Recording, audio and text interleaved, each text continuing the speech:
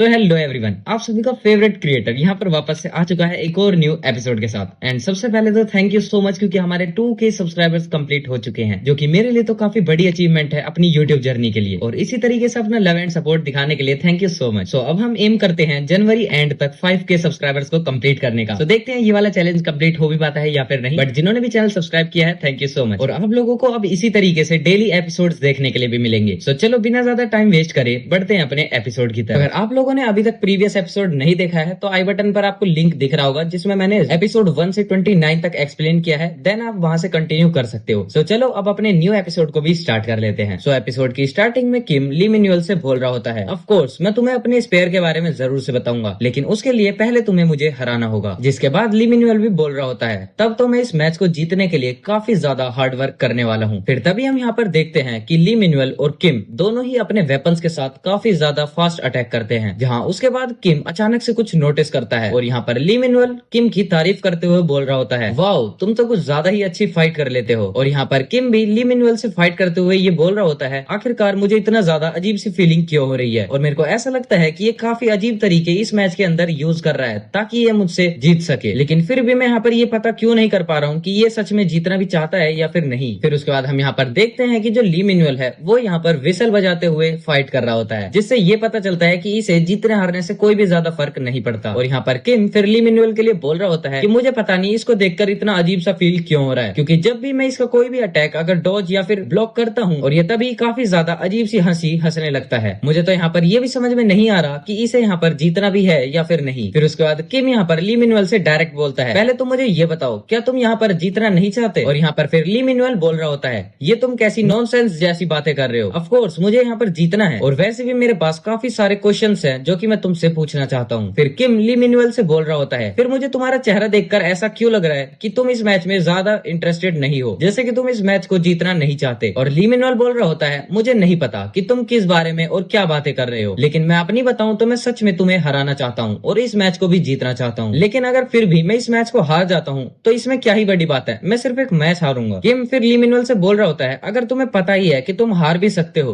तो फिर तुम ऐसी चीप सी हरकतें यहाँ पर यूज क्यों कर रहे हो ताकि तुम यहाँ पर जीत सको। जहाँ ली मिन्युअल बोल रहा होता है, ऐसा इसलिए क्योंकि मैं यहाँ पर अपना बेस्ट ट्राई करने वाला हूँ ताकि मैं तुम्हें हरा सकूं। क्या यहाँ पर ये कुछ बुरा है? फिर किम ली मिन्युअल से बोल रहा होता है, ये मुझे नहीं पता कि तुम यहाँ पर अपना कौन सा और कैसा बेस्ट ट्राई करने वाले हो, लेकिन अगर फिर भी दूसरों की आंखों में देखा जाए। और फिर इतना कहते ही ली मिन्युअल बीच में बात काटते हुए बोलता है, ये सब बिल्कुल भी मैटर नहीं करता, भले ही मुझे चाहे कोई कुछ भी बोलता रहे, मुझे उससे घंटा फर्क नहीं पड़ता। और फिर यहाँ पर किम भी ली मिन्युअल की बातों को समझने लगता है और फिर काफी इविल सी स्माइल करने लगता है। और यहाँ पर किम की इविल स्माइल देखकर ली मिन्युअल भी थोड़ा सा कंफ्यूज हो जाता है और वो बोल रहा होता है, आखिरकार ये हंस क्यों रहा है। एंड तभी हम यहाँ पर देखते हैं किम अपने ओवर पावर्ड स्पेयर को कहीं पर गायब कर देता है और उसके बाद वो अपने हाथ में एक नॉर्मल स्पेयर को समन कर लेता है। और वो ली मिन्युअल से बोल रहा होता है कि मैं उम्मीद करता हूँ अब जो मैं यहाँ पर करने वाला हूँ उससे तुम्हें कोई भी परेशानी नहीं होगी, क्योंकि अब मैं तुम्हें यहाँ पर बिल्कुल भी नीचा नहीं दिखाना चाहता। और यहाँ पर किम ऐसा इस वजह से कर रहा है क्योंकि उसे अचानक से सिद्धार्थ गौतम का लेक्चर समझ आने लगता है, जहाँ उस लेक्चर में बताया जा रहा होता है कि तुम्हें क्या लगता है कि इस वर्ल्ड के अंदर एक्चुअली में क्या हो रहा है। और असली बात तो यही है कि हमारा वर्ल्ड इतना ज्यादा भी अच्छा नहीं है जितना कि वो दिखने में लगता है, क्योंकि जो भी स्ट्रॉन्ग होता है वो वीक के सर्वाइवल के लिए प्रे करता है। और हमें यहाँ पर कभी भी छोटी छोटी बातों पर बुरा नहीं मानना चाहिए। हमारे साथ जो भी पहले हुआ है हमें उसे देखकर आज को सुधारना चाहिए ताकि वो गलती हमसे कभी भी दोबारा ना हो। और यहाँ पर किम भी अपने मन में बोल रहा होता है, जब मैंने ली मिन्युअल की बातों को ध्यान से सुना तब मुझे सिद्धार्थ गौतम के लेक्चर के बारे में याद आने लगा। और यहाँ पर गौतम बुद्धा बता रहे होते हैं, क्या तुम अपने माइंड से छुप सकते हो और ये काम तुम्हें ज्यादा टाइम के लिए नहीं करना, ये सिर्फ तुम्हें एक ही बार करना है। फिर उसके बाद हमें यहाँ पर बताया जा रहा होता है कि जब सिद्धार्थ गौतम धरती पर थे तब एक स्टोरी काफी ज्यादा फेमस थी जो थी उनके बुद्धा बनने से पहले, जहाँ हमें बताया जा रहा होता है कि सिद्धार्थ गौतम का नाम भी पहले शाकामुनि था। फिर उसके बाद बताया जाता है जो शाकामुनि थे जब एक जगह पर कहीं जा रहे थे, फिर उसके बाद रास्ते में वो अचानक से कुछ बच्चों से मिले जो कि भाग रहे थे। और यहाँ पर वो बच्चे किसी कारण की वजह से बार बार अपनी रेस को रीस्टार्ट कर रहे थे और यहाँ पर सिर्फ एक ही बच्चा था जो कि हर टाइम लास्ट आ रहा था। लेकिन फिर भी ऐसा क्यों था मुझे नहीं पता चला, वो जब भी लास्ट आता था तभी उसके चेहरे पर एक स्माइल रहती थी। और ये सब देखकर सिद्धार्थ गौतम भी काफी ज्यादा क्यूरियस हो जाते हैं और तभी वो फिर उस बच्चे के पास जाते हैं और पूछते हैं, बच्चे आखिरकार तुम ऐसा क्यों भाग रहे हो। जहाँ बच्चा फिर उसके जवाब में बोलता है, क्योंकि मैं उसे पसंद करता हूँ। जहाँ सिद्धार्थ गौतम पूछते हैं, तो क्या तुम रनिंग को पसंद करते हो। जहाँ बच्चा बोलता है, हाँ मैं रनिंग को पसंद करता हूँ। फिर सिद्धार्थ गौतम पूछते हैं, तो क्या तुम कभी भी थकते नहीं हो। फिर बच्चा बोलता है कि हाँ मैं थकता तो हूँ, लेकिन फिर भी मुझे भागना बहुत ज्यादा अच्छा लगता है।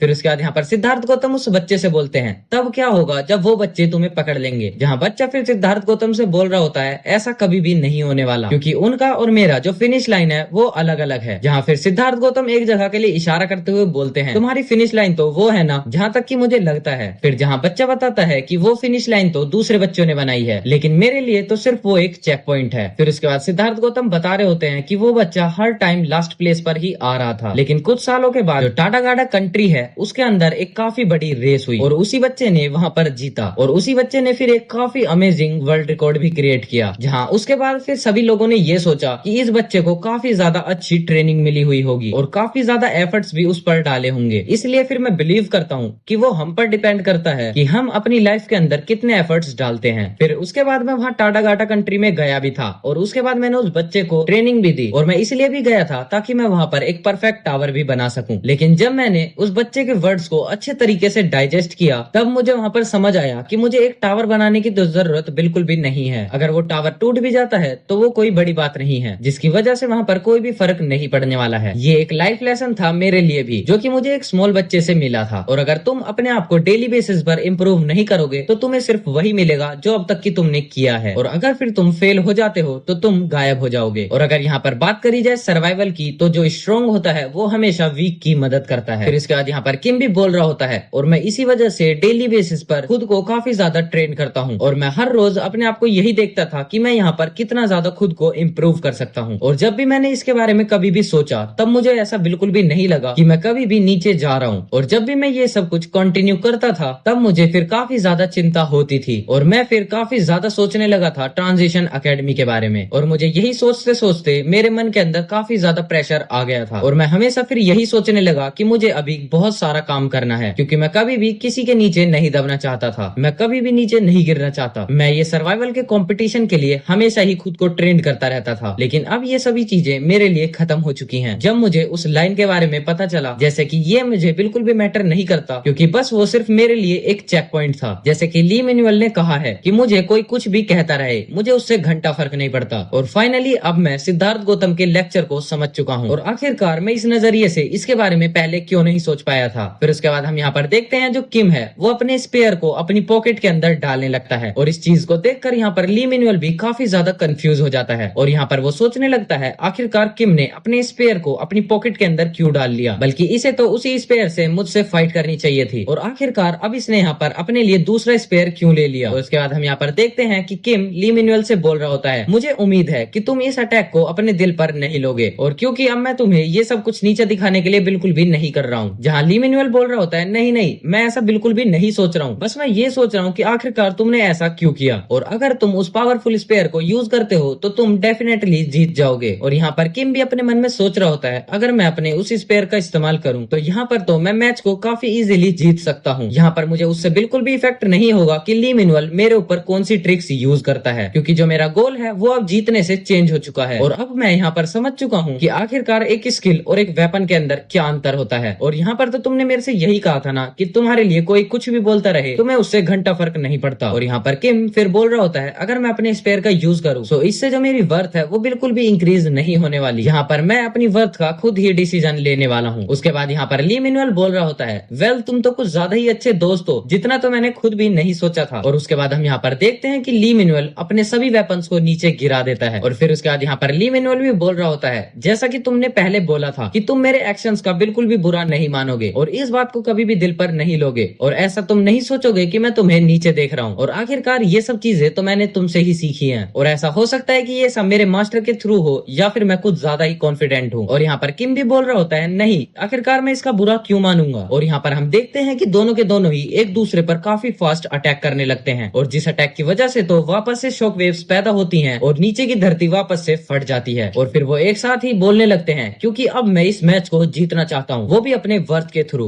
उसके बाद हम यहाँ पर देखते हैं कि किम को इस अटैक को रोकने के लिए थोड़ी सी दिक्कतें तो आ रही होती हैं और यहाँ पर अपोजिट साइड ली मिन्युअल उसको भी दिक्कतें तो आ रही होती हैं, लेकिन वो काफी ज्यादा मुस्कुरा रहा होता है। फिर उसके बाद हम यहाँ पर देखते हैं जो ली मिन्युअल होता है वो अचानक से किम को धक्का दे देता है और काफी स्पीड से फिर किम के पास आ जाता है और तभी वो अपनी जेब से निकालकर छोटे छोटे चाकू किम की तरफ को फेंक देता है। यहाँ पर किम कुछ नाइफ्स को तो रोक लेता है, लेकिन कुछ कुछ उसको चीरते हुए आगे की तरफ चले जाते हैं और यहाँ पर किम भी मन में बोल रहा होता है वेल ये थोड़ा सा ज्यादा हार्ड था। और फिर वो ली मिन्युअल को देखकर बोल रहा होता है अगर मेरे पास अपना स्पेयर होता तो मैं इन सभी अटैक्स को काफी इजीली रोक देता, लेकिन अब मुझे यहाँ पर पता चल रहा है कि ये अटैक्स काफी ज्यादा डेंजरस हैं। और यहाँ पर सबसे बड़ी बात तो ये है जो ली मिन्युअल का फाइटिंग करते हुए अटैक चेंज करने का तरीका है, ये स्टाइल मेरे लिए काफी ज्यादा ही डिफिकल्ट हो रहा है, तो इस स्टाइल को डिफेंड करना मेरे लिए थोड़ा ज्यादा मुश्किल हो रहा है। फिर उसके बाद हम यहाँ पर देखते हैं कि ली मिन्युअल ने किम पर डैगर से अटैक किया होता है, लेकिन यहाँ पर किम ने उस अटैक को रोक तो लिया था, उस वजह से किम के हाथ पर भी ब्लीडिंग होने लगती है।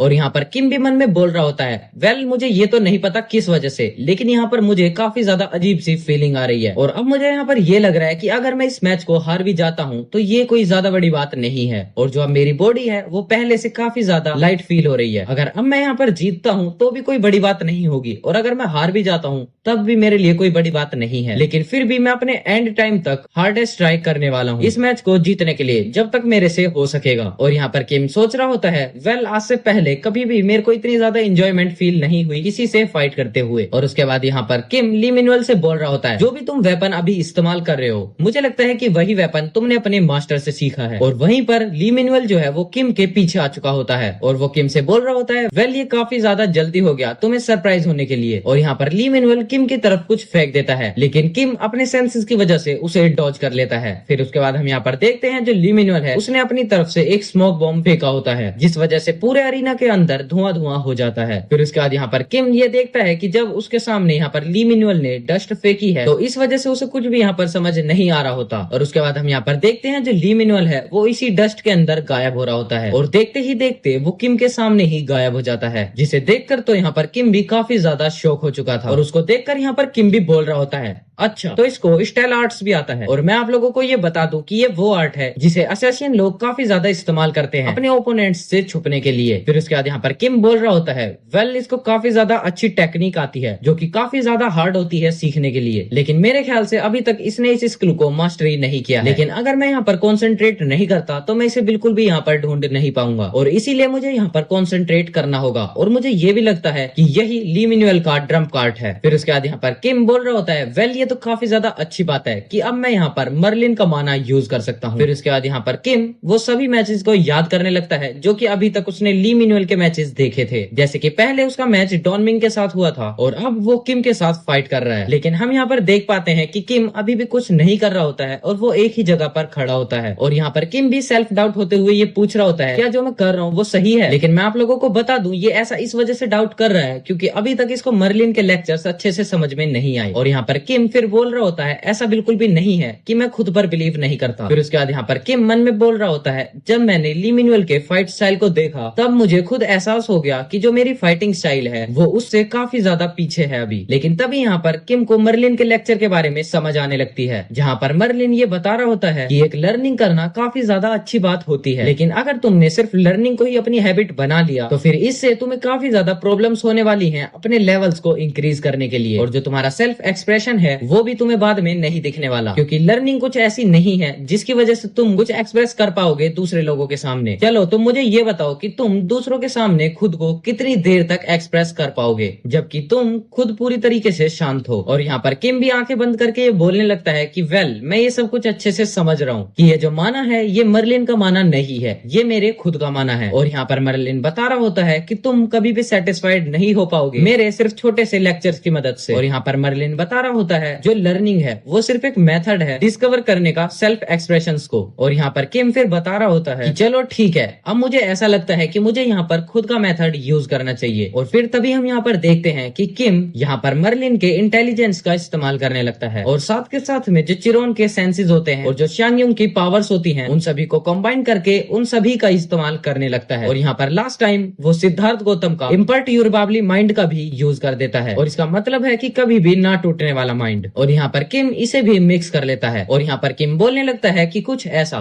जो कि किसी से भी बिलोंग नहीं करता हो, बल्कि वो खुद मेरा हो। फिर उसके बाद हम यहाँ पर देखते हैं किम का एक न्यू वर्जन, जिसमें किम के ओरे का कलर अब ब्लू से गोल्डन हो चुका होता है। और फिर उसके बाद किम यहाँ पर अटैक करने के लिए आगे आ जाता है, जहाँ आप लोग देख सकते हो कि अब इसका ओरा बिल्कुल ब्लू से गोल्डन हो चुका है। और उसके बाद हम यहाँ पर देखते हैं कि किम के चारों तरफ से भी काफी ज्यादा ओरा रिलीज हो रहा होता है और इसको देखकर यहाँ पर सारी ऑडियंस काफी ज्यादा शॉक हो जाती है और वो बोल रहे होते हैं ये क्या है, ये तो एक ओरा ब्लेड है। और वहाँ के लोग फिर बोलने लगते हैं ये तो बिल्कुल भी पॉसिबल नहीं है। और उसके बाद यहीं पर लोग बता रहे होते हैं कि जो ट्रेंड हंटर्स होते हैं उनको भी माना ब्लेड्स बनाने के लिए काफी ज्यादा टाइम लगता है, लेकिन जो कैंडिडेट है उसने आखिरकार ऐसा कैसे कर लिया। फिर उसके बाद हम यहाँ पर देखते हैं कि किम तभी अटैक करने के लिए आगे बढ़ जाता है और यहाँ पर तभी किम को कुछ एहसास होता है और फिर वो आगे के बदले पीछे अटैक कर देता है। और पीछे कोई और नहीं बल्कि ली मिन्युअल होता है, जहाँ वो भी किम पर अटैक करने के लिए ही आया होता है, लेकिन उससे पहले ही किम उसे रोक देता है और उसके गले के पास अपने स्पेयर को ले जाता है। लेकिन हम यहाँ पर देखते हैं कि किम ने उसके ऊपर ना अटैक करके बल्कि उसके साइड में अटैक्स कर दिए होते हैं। लेकिन अभी भी जो किम का स्पेयर है वो ली मिन्युअल के गले के पास होता है, जिसे देखकर तो ली मिन्युअल के भी पसीने छूटने लगते हैं। और यहाँ पर फिर वो बोलता है ठीक है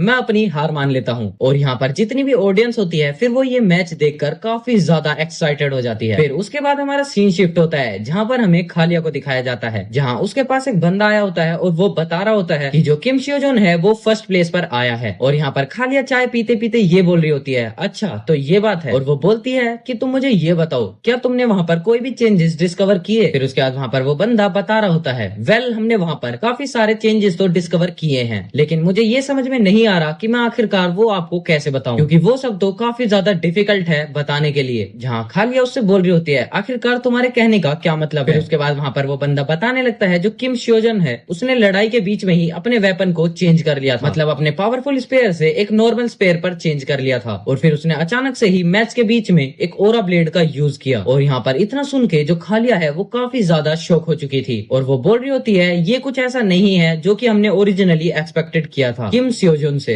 फिर उसके बाद यहाँ पर खालिया बोल रही होती है चलो ठीक है मैं ये सब कुछ समझ चुकी हूँ, अगर तुम्हें अभी भी कुछ चेंजेस दिखे तो तुम मुझे बता देना और आज की जो रिपोर्ट है मैं वो बॉस स्टाइल को जाकर बता देती हूँ। फिर यहाँ पर वो बंदा खालिया से बोल रहा होता है क्या आपके पास कोई रीजन है इतना ज्यादा आगे जाने के लिए। जहाँ खालिया उससे बोलती है आखिरकार तुम मुझे क्या बताना चाहते हो। जहाँ फिर वो बंदा बोलने लगता है कि मैं समझ सकता हूँ कि जो किम शियोजोन है वो नॉर्मल बंदों से काफी ज्यादा हटके है और वो एकदम परफेक्ट है हमारी स्काउटिंग टीम के लिए, लेकिन तब से जब से कोरिया के अंदर 10th स्टार डंजन का ब्रेक इवन की न्यूज फैली है तो उसी दिन से जो कोरिया का एसोसिएशन है वो काफी सारी इन्वेस्टिगेशंस करने लगा है और हम ये प्लान भी काफी समय से बना रहे हैं। लेकिन मुझे यहाँ पर ये समझ में नहीं आ रहा कि हम इतना ज्यादा आगे जा ही क्यों रहे हैं, और वो भी आखिरकार एक सिंपल से कैंडिडेट के लिए। और वैसे भी आपको तो पता ही है जो अपोस्टल ऑफ टेम्पेस्ट है उन्होंने क्या कहा था। लेकिन इतना सुनते ही खालिया यहाँ पर चिल्ला के बोलती है कैल्कस। और यहाँ पर इतनी आवाज सुनकर ही वो बंदा शांत हो जाता है और वो खालिया से फिर माफी मांगने लगता है और बोल रहा होता है मुझे माफ कर देना। फिर उसके बाद हम यहाँ पर देखते हैं जो खालिया है वो अभी भी काफी ज्यादा कंफ्यूजन में है। जहाँ उसके बाद वो एक पास्ट मेमोरी को याद करती है, जहाँ पर एक बंदा होता है, जहाँ वो बंदा खालिया से बोल रहा होता है खालिया मैंने सुना है कोरिया डंजन्स के अंदर काफी सारे चेंजेस हुए थे, क्या ये बात सच है। जहाँ खालिया बोल रही होती है हाँ ये सभी बातें एकदम सच। फिर उसके बाद वो बंदा बोल रहा होता है खालिया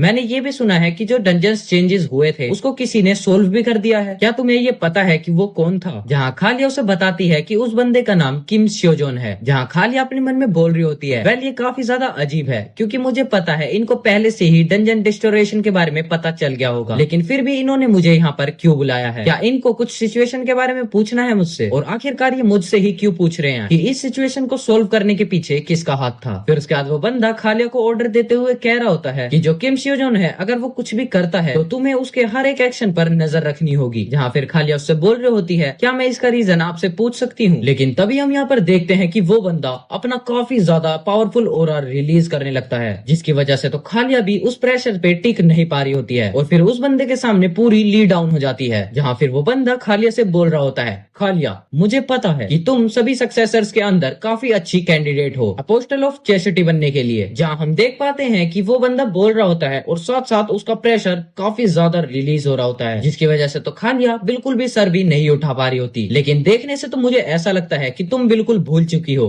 कि तुम अभी तक अपोस्टल ऑफ चैसिटी नहीं बनी हो। फिर उसके बाद हम यहाँ पर देखते हैं खालिया बोल रही होती है मुझे माफ कर देना मेरी गलती के लिए, जिसके बाद हम देखते हैं वो बंदा अपने प्रेशर को कम कर देता है और वो बताता है कि ये मेरी सोच नहीं है, जहाँ उसके बाद खालिया को इसका मतलब नहीं समझ में आ रहा होता और फिर वो वापस से बोलती है आपका इसका कहने का क्या मतलब है। फिर उसके बाद वो बंदा बता रहा होता है जो अपोस्टल ऑफ टेम्पेस्ट है वो एग्जिस्ट करता है काफी इंपोर्टेंट लोकेशन पर, ऑर्डर ऑफ ट्रुथ के अंदर। फिर वो बंदा बता रहा होता है भले ही तुम बाकी सबकी तरह सोचो लेकिन फिर भी ये वो है जो टॉप 7 अपोस्टल्स के अंदर आता है और यहाँ पर किसी की भी हिम्मत नहीं है कि कोई भी इसकी डिसरिस्पेक्ट करे। और वैसे भी मुझे ये पता है कि तुम कुछ समय से किसी चीज पर ध्यान दे रही हो जो कि अभी तक भी एल्डर्स को नहीं पता है और तो और तुमने उसकी परमिशन भी नहीं दी है। लेकिन अगर हम तुम्हारे स्टेटस को देखें तो तुम एक सक्सेसर हो, जिस वजह से तुम अपने लिए खुद का कोई काम तो कर सकती हो, लेकिन फिर भी अगर तुम कुछ काम कर रही हो किम स्योजन के ऊपर तो फिर ये सब कुछ तुम्हें रिपोर्ट करना होगा, भले ही ये तुम्हारी मर्जी हो या फिर ना हो। क्योंकि यहाँ पर एक बंदा है जो कि अपोस्टल ऑफ टेम्परेंस के